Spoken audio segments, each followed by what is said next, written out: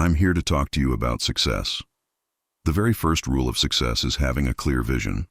If you don't know where you're going, if you don't have a specific goal, you'll drift through life, aimless and directionless, and you'll never truly arrive anywhere meaningful. As you may know, I was born in 1947 in Austria, just after World War II. I was lucky, though. I stumbled onto my vision early in life. But growing up, I never felt connected to Austria. I couldn't see myself becoming a farmer or working in a factory, even though that's what my parents envisioned for me. But that was their vision, not mine. Mine was something entirely different. I felt, deep down, that I was born for something greater, something unique, something extraordinary. Then one day, when I was 11 years old, I was at school and we watched a documentary about America. I'll never forget it. The skyscrapers towering into the sky, the massive bridges, the wide 6-lane highways. Everything in that film told me that's where I belong. I didn't want to stay surrounded by small farmhouses and tiny buildings. I wanted to go to America. One afternoon after school, I walked past a shop in Graz. I went in and noticed a magazine, a bodybuilding magazine. On the cover was Reg Park, a 3-time Mr. Universe, and someone I had seen on the big screen playing Hercules. I picked up that magazine and instantly something clicked. I said to myself, this is it. This is my blueprint. I want to be like Reg Park. I want to be a bodybuilding champion. I want to be in the movies, and I want to be wealthy and famous, just like him. Do you know how powerful that moment was, to know exactly where I wanted to go? Most people don't have that kind of clarity, but I did. I knew I would become a bodybuilding champion, just like Reg Park. And once you have a clear goal, everything becomes easier. That vision gives you purpose. People used to see me training in the gym during my pumping iron days and ask, why are you working out so hard? 5-6 hours a day and you're always smiling. I'd tell them, because I have a goal. I could see the Mr. Universe title right in front of me. Every repetition, every set, every drop of sweat. It was all taking me one step closer to making that vision a reality. I was excited to do another 500-pound squat. I couldn't wait to press another 500 pounds. Wanted to do another 2,000 sit-ups. I looked forward to the next challenge. At just 20 years old, I traveled to London and won the Mr. Universe title, becoming the youngest to ever do it, because I had a vision. Let me tell you something. When you visualize your goal and chase it with passion, the process becomes enjoyable. You must have a sense of purpose in everything you do. Right now in America, 74% of people say they dislike their jobs. It's not much different in Europe. Why?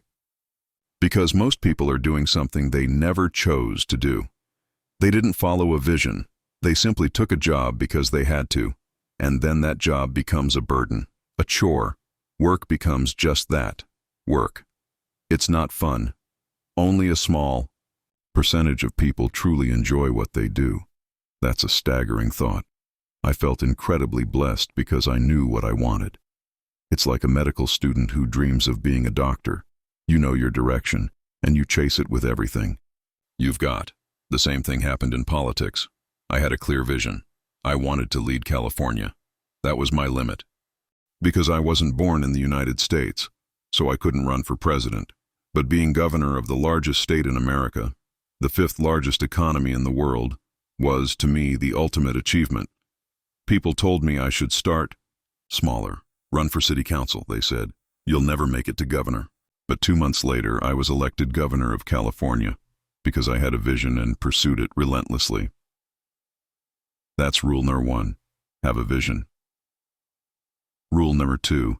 Don't listen to the naysayers. Throughout my life, I've constantly heard people say, that's impossible. That can't be done. But every time I heard that, I translated it differently. To me, impossible meant possible. No meant yes. Can't meant can. Nelson Mandela once said, everything seems impossible until someone does it. And I decided I would be that someone. Even if it had never been done before, I would do it. I tuned out the doubters. When I got into acting, I applied the same work ethic I had in bodybuilding. I trained for 5 to 6 hours a day, I studied English, took accent reduction classes, acting workshops, anything I could to improve. All day long, I worked and trained.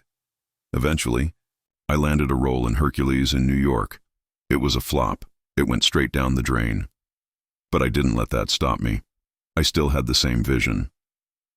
Soon after, I landed roles in Streets of San Francisco, Stay Hungry, Pumping Iron, and The Villain. Then came the big break. Dino De Laurentiis at Universal offered me the lead role in Conan the Barbarian. After the press conference, director John Milius said, "If we hadn't had Arnold, we would have had to build one." Think about that.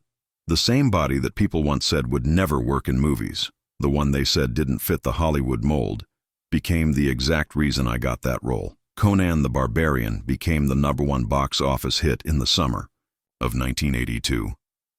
And then came The Terminator. After filming Wrapped, James Cameron said, "If Arnold didn't have that accent, if he didn't sound like a machine, this movie might not have worked." The body, the accent, the two things critics told me were weaknesses, turned out to be my greatest assets. Why? Because I didn't listen to the doubters. I ignored the critics.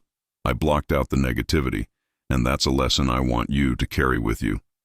Whenever someone tells you your idea is stupid or your dream is impossible, don't argue, just smile and say to yourself, "What do you know?"